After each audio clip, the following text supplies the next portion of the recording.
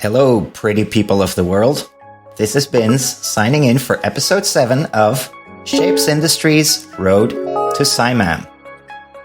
Last episode, which you absolutely have to check out if you haven't, we established a input system. Well, I had created an input system and I walked you through the way I had set that up. Here it is. And I had an issue.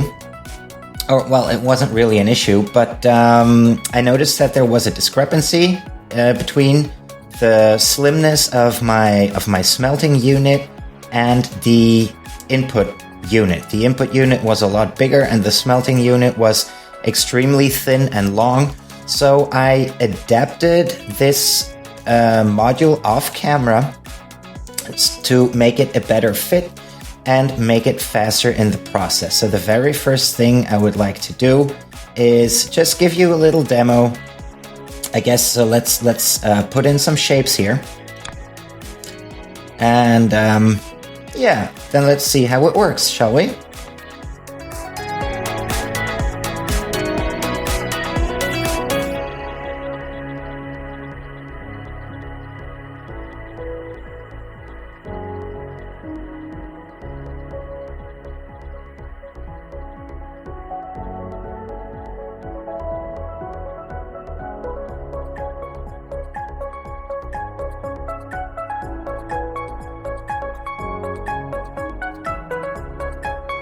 And that's how we get two nice full clean belts of the two smelted components that we would need for this shape. Want to do another one? Let's do another one. Make it something quirky. How about 1, 2, 3, 4? I bet this is going to be ugly as heck. Yes, it is. Looks like a weird onion or something. I don't know. But, yeah, let's look at this one as well.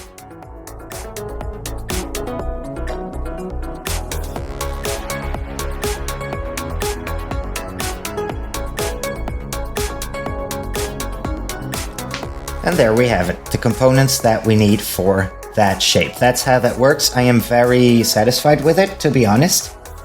And there is another thing I wanted to talk to you about, something I did off camera, which you might find interesting. I talked about how I decoded combined shapes right here and then re-encoded them because I was running out of space. And then I thought, why not practice what I preached in my own videos? So why not provide a signal encoded shape where we are going to stack the actual input shape on top of one of the output shapes to create this thing. Well, this is not a good example, I guess. How about this then, right? So we take this shape, this diamond shape, and we stack the actual square that we need on top of it. So we get this. And now I can run these input machines right here with one unstacker and still obtain the same result as we did before. And at the end of the line, I'm simply going to take the diamond shape from below again and provide my quadrant that way. And that saves me a whole bunch of re-encoding material, re-encoding virtual units here that I had in the last episode. So I don't know if this will influence performance much, but it's cleaner this way, it's smarter this way, and yeah, who knows, maybe the fact that we have a lot fewer buildings will prove useful to us performance wise in the long run. So that's what I quickly wanted to show you regarding the things I did off camera. And then now this episode I would like to get to painting. So how can I do this? I've been thinking about this, and I think I am actually going to provide painters for all of these 4 lanes, running the risk that not all of them are going to be used. However, if I somehow set up a similar recycling mechanism as the one I have here for the color as well, that could prove interesting.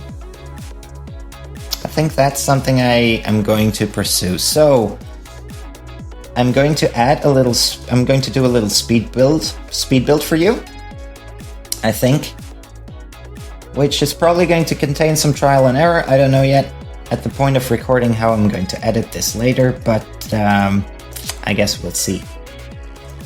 Now first, let me think ratios. The logical candidate, excuse me, why is this not a full belt anymore?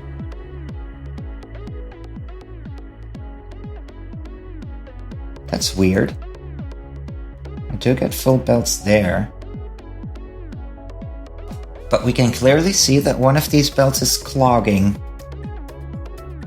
which means that this input is not consistent enough, right?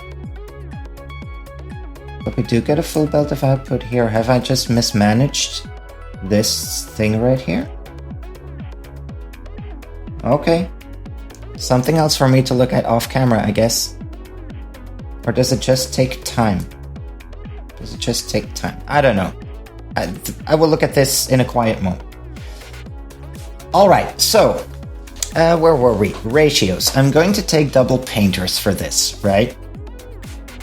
And I'm also going to have to swap these belts so that we get top right, bottom left, top left. I think that's good. Okay. Then let's think ratios. So for any given color, we would need half a belt. For any given shape, we would need half a belt of the output color. If we work with double painters, that is. And then, okay, let me think about this. We'll cook up something. It'll be fine. Here we go.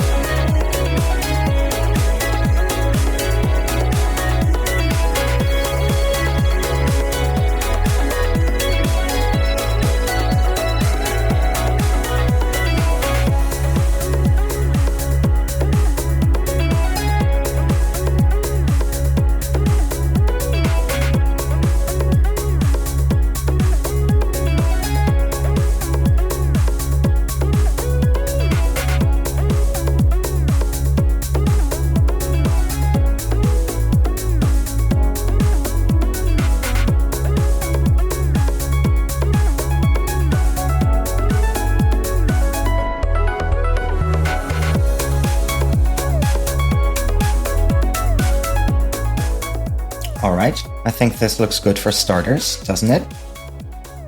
I think it does. So, yeah. Let's get to my inputs.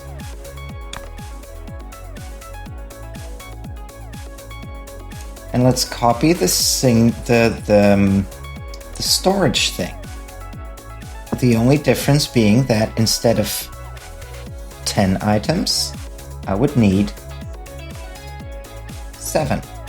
1, 2, 3, 4, 5, 6, 7. Right? Let's try that.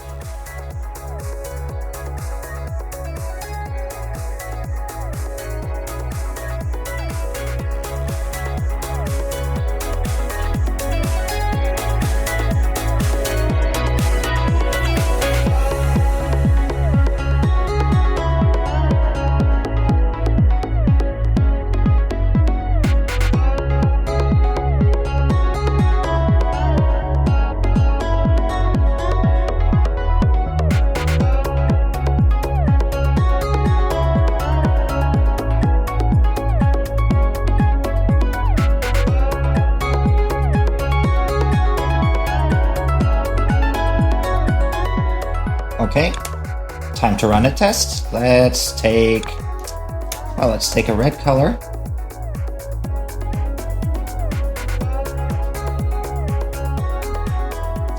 That gets output instantly. That's good. Now remember, we only need half belts. It doesn't matter if we get full belts, but we need a minimum of a half belt. So 4 here would be enough. Give or take a few rounding errors of the belt reader, but half a belt should be good. And I think that I'm getting that if I use just the 2 color mixers for the color. Is that true, what I'm saying?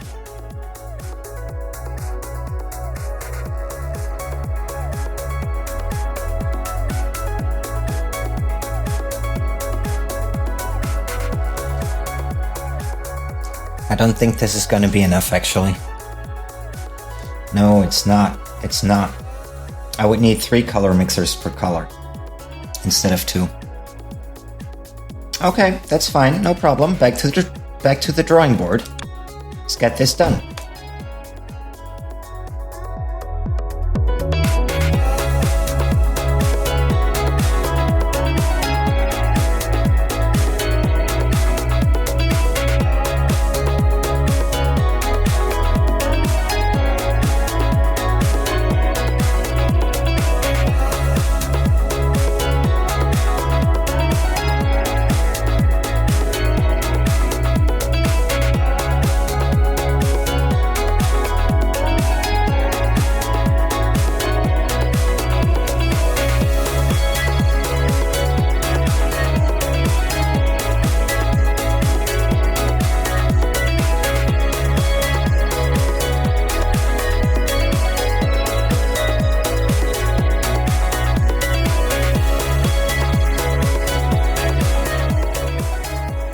Okay, I think this is more like it, actually. By the way, I do not care about how long it is. What I am paying more attention to, my priority, is that it doesn't occupy too many cells height-wise. That is important to me. Right, so I think this is actually a pretty good contender. Let's see how it does. If we... Let's see, how high is this? This is 1 higher. 1 higher than that stacker thing. Than that storage thing. Which is not necessarily good. It's gonna give us a few issues. Well, I guess we'll see how it goes. We'll just see how it goes.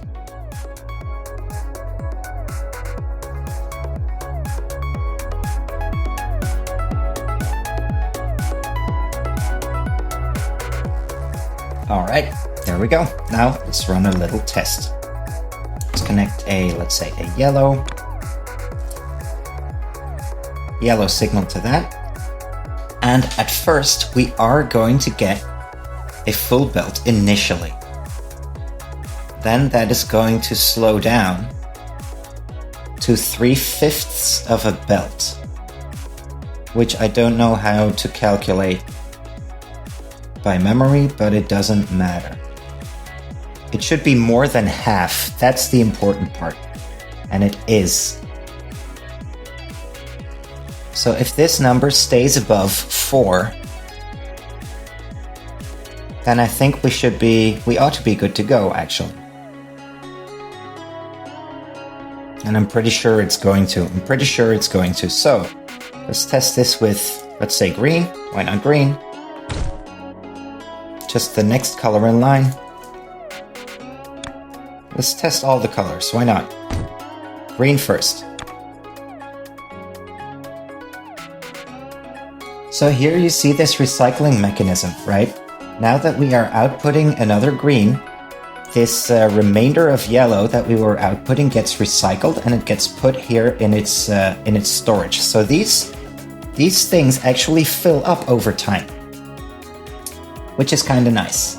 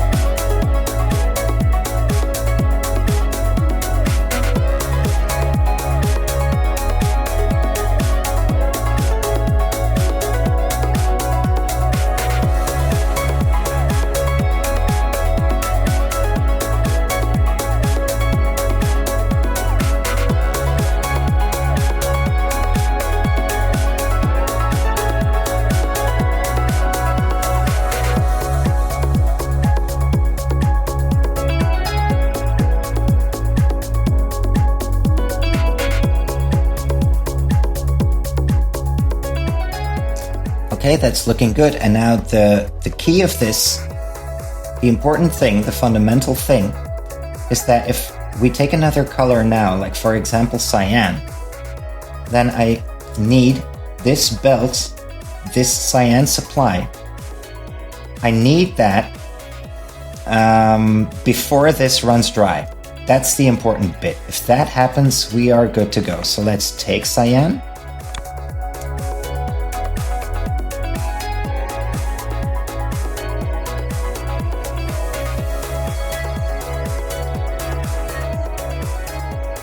Yeah, close enough. That's close enough. I'll take that.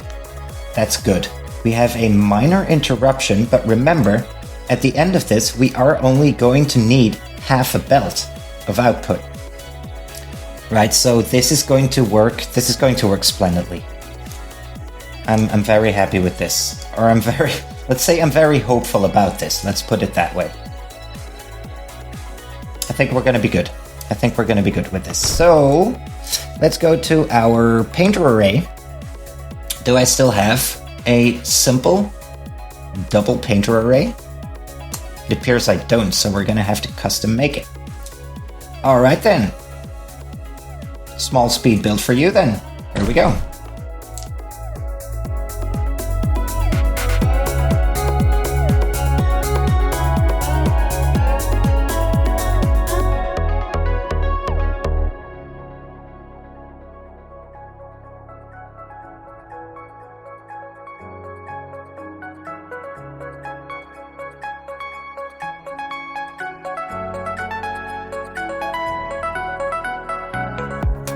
So here, now this is going to be one of the keys to the entire operation.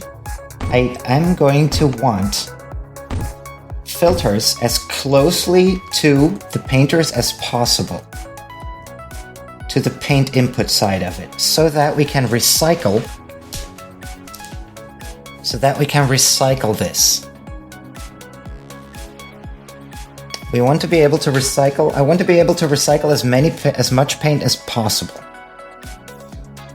How can I do that? How can I do that? If I do it like this, I'm gonna run in trouble space-wise. So I'm going to need to make this machine just a bit bigger, right? I need an extra cell of width here somehow. Let's see if I can figure it out if we do it like this.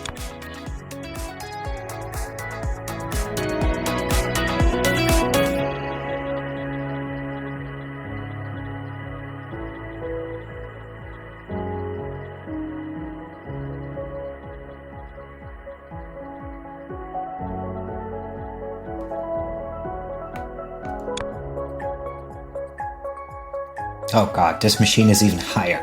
Let's see if I can shrink that down one cell.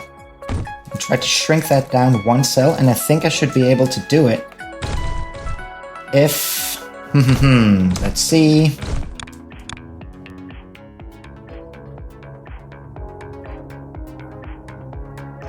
This should be good, right? Think so. Yep. Let's put that in there.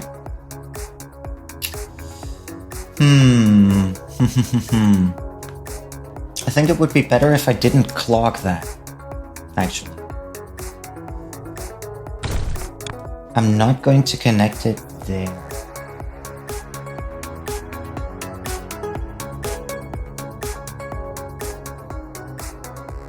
I think that should work fairly well.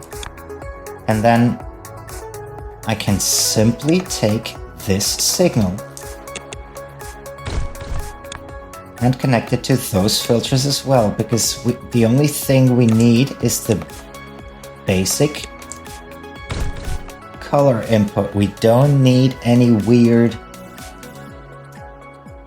particularly weird mechanics, I don't feel like. So,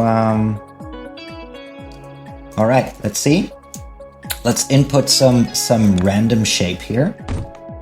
Why not take, I don't know, this? Why not?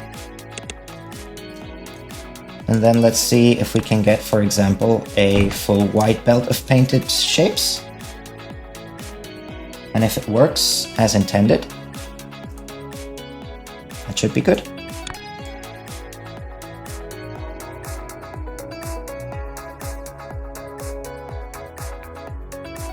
All right. All right. Liking it. Liking it. Now, what happens if we change this to another color?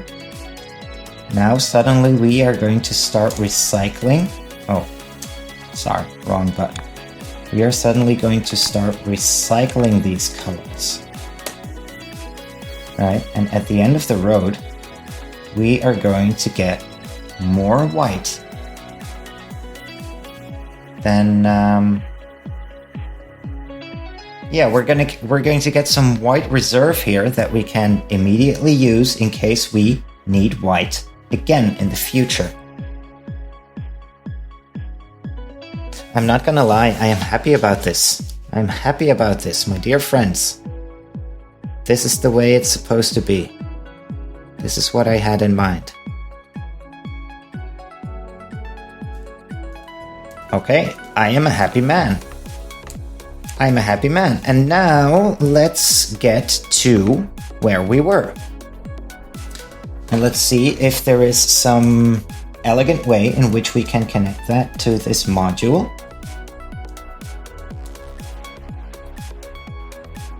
So what I want to pay attention to is tileability. And tileability is that this machine fits, you know, it's if I copy it, I want it to fit neatly below the other one in, you know, as neatly as possible. That's tileability.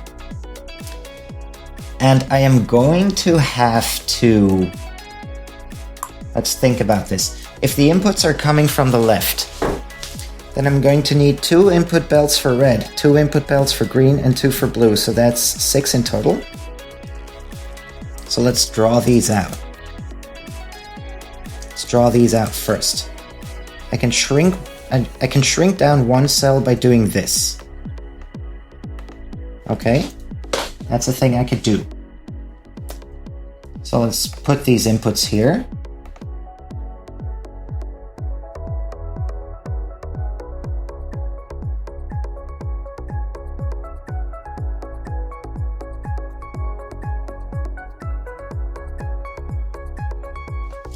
What I'm probably going to want to do at some point is hyperlink that, right?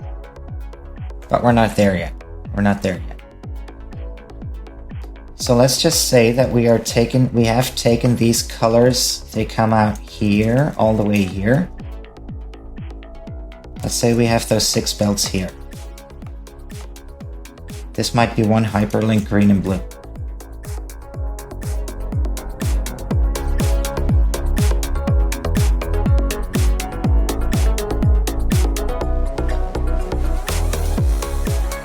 Oh no. Oh no, I'm seeing something for my tileability. You see the splitters and the mergers. They come together at some point.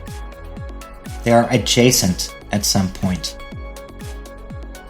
And that's not good for my tileability. Because I would have to somehow leave one line in between. Is there some other way I could fix this? I'm afraid there isn't. I'm truly afraid there isn't. So that must mean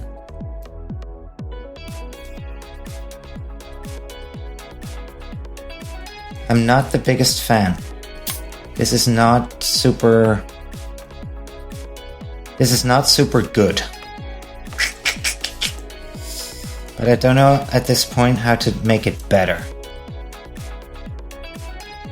In case you're not seeing what I'm seeing, all the things we are doing here, that's for one layer of the shape, right? We will need that times 4 for 1 MAM. And the way as it stands, it's going to take up a lot of space, and it's going to take up more space than I had anticipated, to be honest. On the other hand, I am not sure if there is a lot I can do about that. Not sure there is a lot I can do about that. I have no idea. We're just gonna have to, I'm just gonna do it the way, just gonna do it like this for now.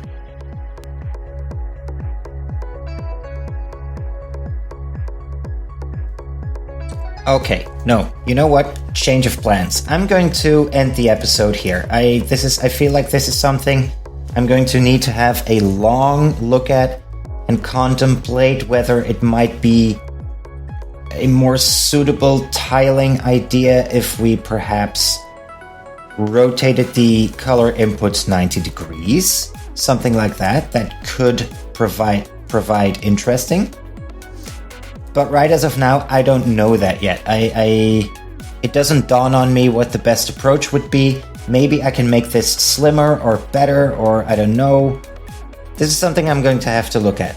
But anyway, you know, we made this coloring module, which is again a step forward. I'm kind of happy with this. I think it can be optimized, but I don't yet know how. I guess we'll see about it. We'll just see. We'll figure it out. But yeah, other than that, hey, we did make progress. And as always, I hope you did have a good time. I hope you enjoyed watching. So if you like this video, leave a thumbs up, leave a nice comment, subscribe to the channel, hit the notification bell so you get updated, so you get notified when there is an update, when there is a new video on the channel, all that good stuff. And for today, I want to thank you for watching. I wish you an excellent day. Take care. Bye.